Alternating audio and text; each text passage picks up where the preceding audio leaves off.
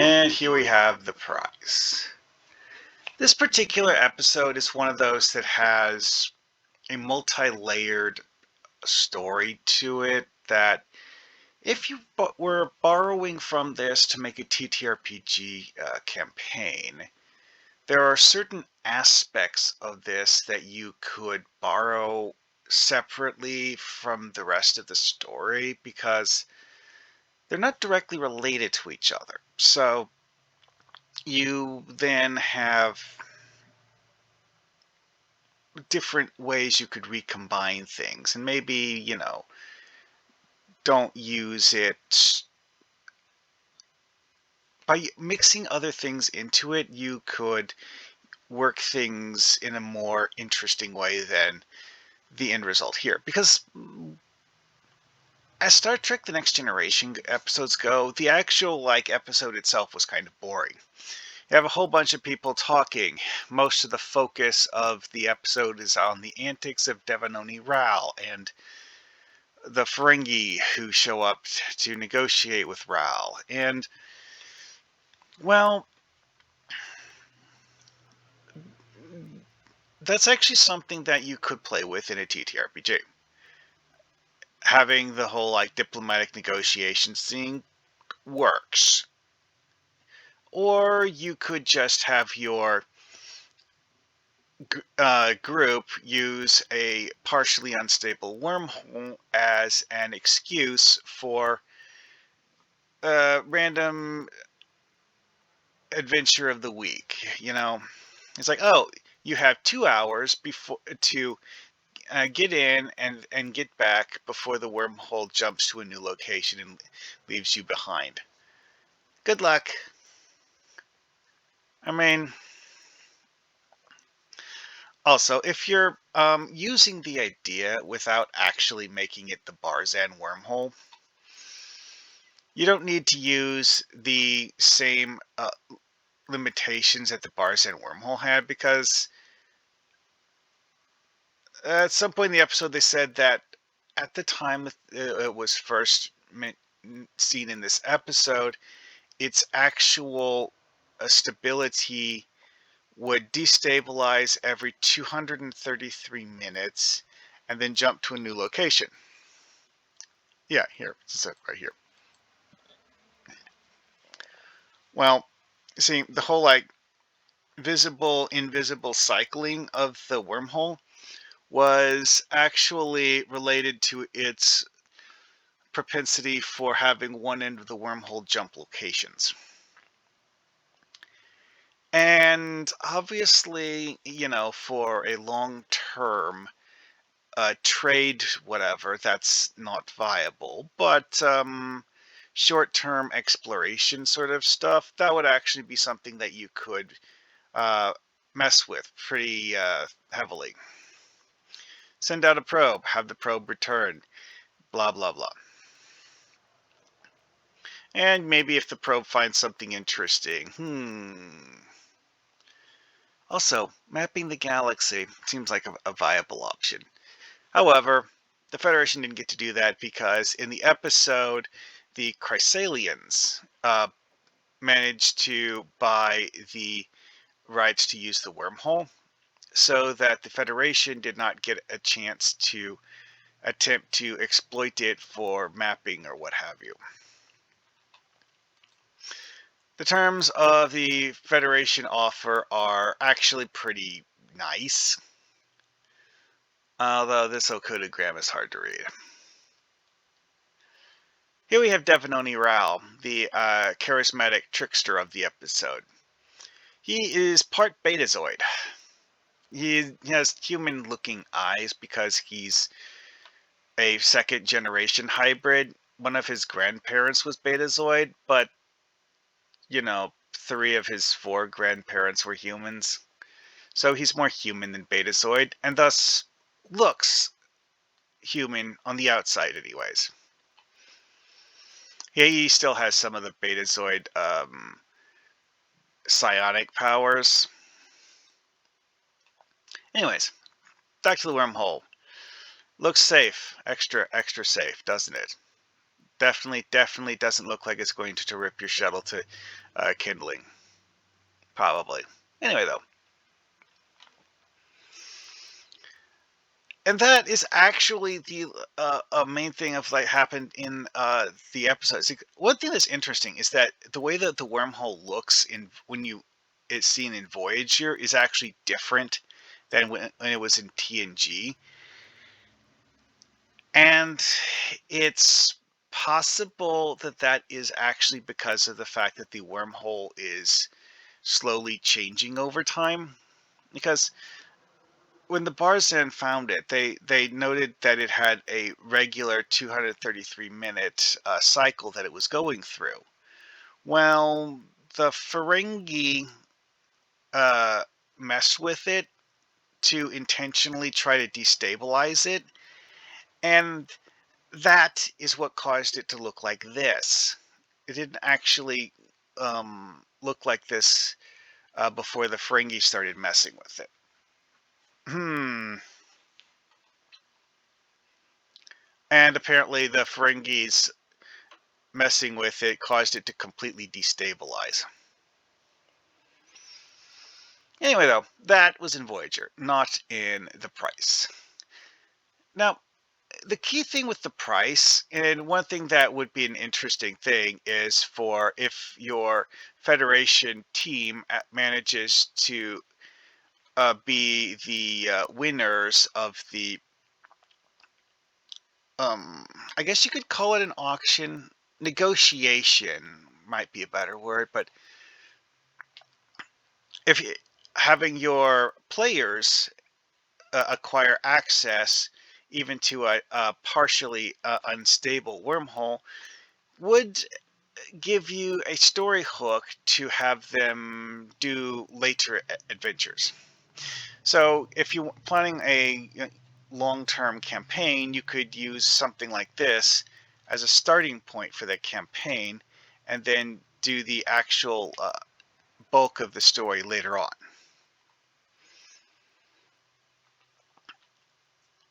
The actual like nuts and bolts of it are far less interesting.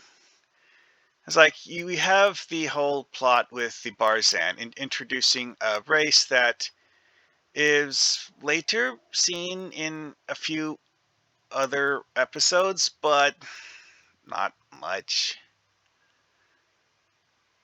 See, because in the episode where they're introduced, the Barzan are basically a non-aligned galactic entity. They're not even a major player of any status at all. The whole reason they're selling the wormhole is because they're poor and want money, and they're hoping that this would give them the leverage they need to negotiate for something else that would be more financially beneficial to them. Then people figure out that the Barzan hadn't studied the wormhole in enough detail to determine that both ends were stable. Oh well. Anyway, though, like I said, this episode has multiple aspects. You have the diplomatic negotiations aspect, which,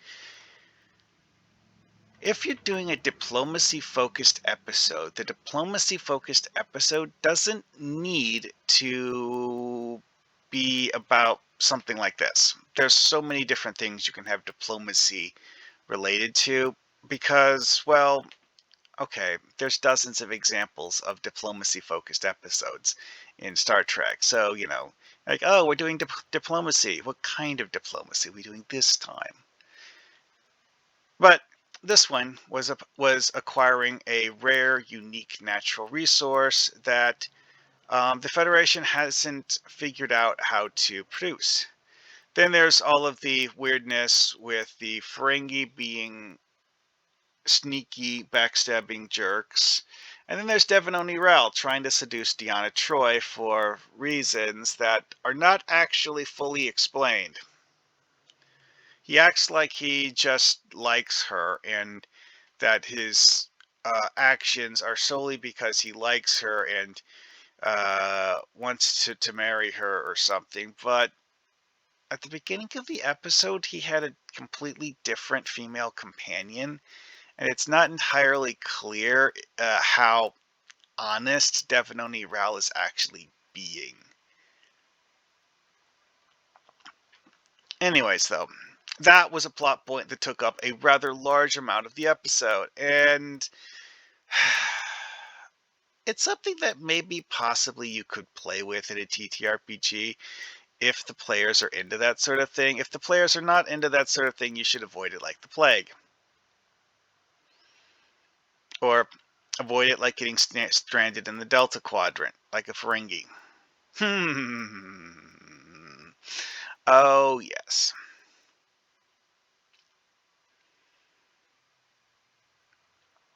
Anyway, though.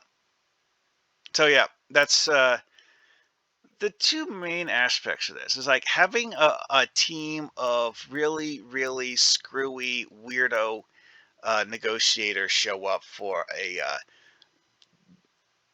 negotiation to buy the thing, or you could focus on playing with a weird semi-unstable wormhole. Heck, you could even do a Lost in Space thing. Like, oh, you guys didn't get back in time, and oh, it was the far end of the wormhole that jumped, so you would have lost access to it anyways. Haha. To be honest, that is actually something you could do, because you, as the GM, could actually just have whichever end of the wormhole they're not on be the one that moved, so the players are still able to do something with it. But quite frankly, that's up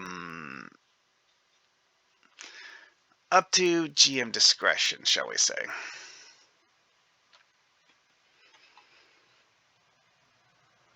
Anyway, though, this is one of those episodes that does a whole lot of world building that some of it gets used later, but in a very small way. Like, these guys show up later in 2 episodes.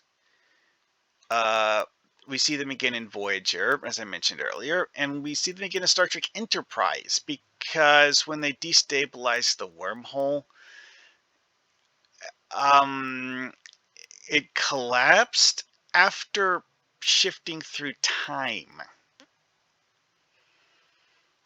Yeah.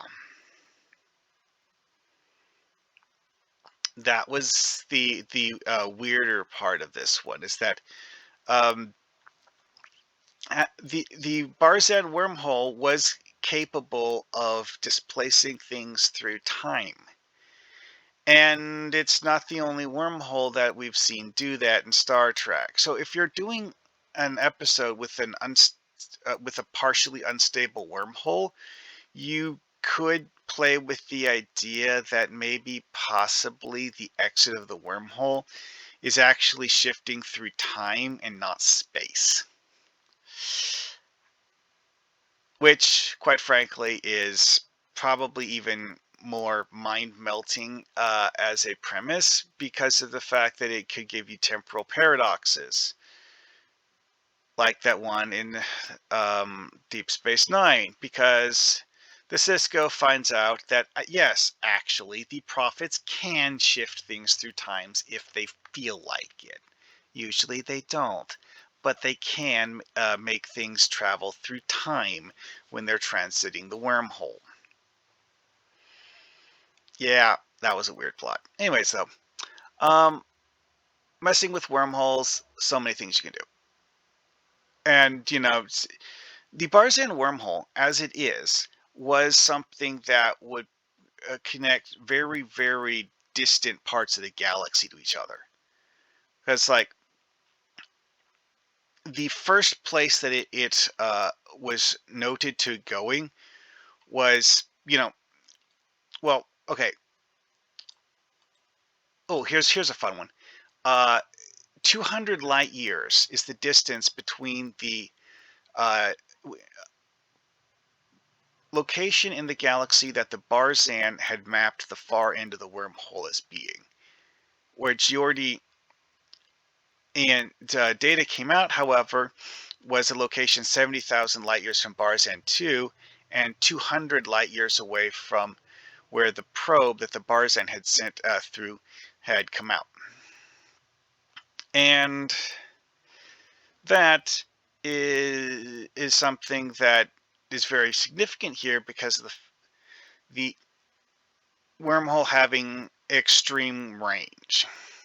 So you could have players connect to something that's literally never been seen before, because despite the dozens of episodes, there's a lot of galaxy that the TV show has simply never been to. Part of the reason why the people who make the episodes don't actually show you full galaxy maps is the realization of just how much of the galaxy is not actually explored in Star Trek. It's kind of strange. Like, when you look at maps of Federation space, like, oh, this is this big blue blob. And then you realize that most of the planets in Federation space are actually things that the Federation hasn't explored in any real detail. What? Why? Yes, politics. Anyway, though, that is something that you could play with, though. Is like jumping into a planet. It's like, oh, this is a nice uninhabited planet. We could set up a colony here. Oh, wait, the people next door say it's theirs, even though they don't actually live here. Oh, well. Yeah, that's some interesting food for thought. I hope you find that useful.